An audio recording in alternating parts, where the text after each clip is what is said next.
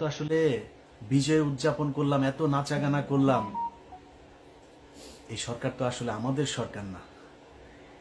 এদের ভেতরে ডক্টর মোহাম্মদ ইউনূসকে সামনে রেখে সব ভেজাল চিটা সব এটার ভেতরে ঢুকিয়ে দেওয়া হয়েছে। ইন্ডিয়ান পুরো সেকেন্ড লেয়ারের যা আছে সব এই জায়গায় বসানো।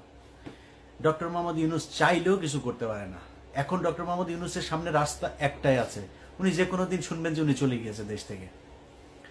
এরপরে কি হবে? পুরো সেট আপ সাজিয়েছে আসিফ নজরুল, মাহফুজানা, মতিউর রহমান। সব জায়গায় বিএনপির কিছু লোকজন আছেন, তাদের খুব মনে হয় আমার নিয়ে মনে হয় খুব কষ্ট।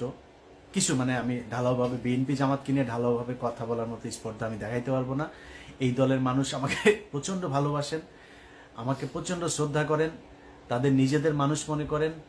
তারা ধান খেতে ঘুমিয়েছেন, তাদের অনেক মানুষ হত্যার শিকার হয়েছে। এই সব শেষ আন্দোলনেও 95% মানুষ জামাত এবং এই বিএনপির লোকজন মারা গিয়েছেন, শহীদ হয়েছেন যারা। অতএব আমরা এদের ব্যাপারে কথা বলতে গেলে রেসপেক্ট করে কথা বলতে হবে। আমার ব্যাপারে কথা বলতে গেলেও একটু রেসপেক্ট দেখায় কথা বলতে হবে। আমাকে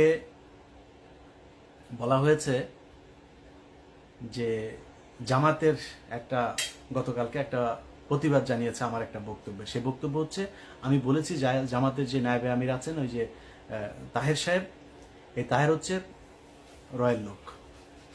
এটা বলার পরে তারা প্রতিবাদ জানিয়েছে আমার এই বক্তব্যের।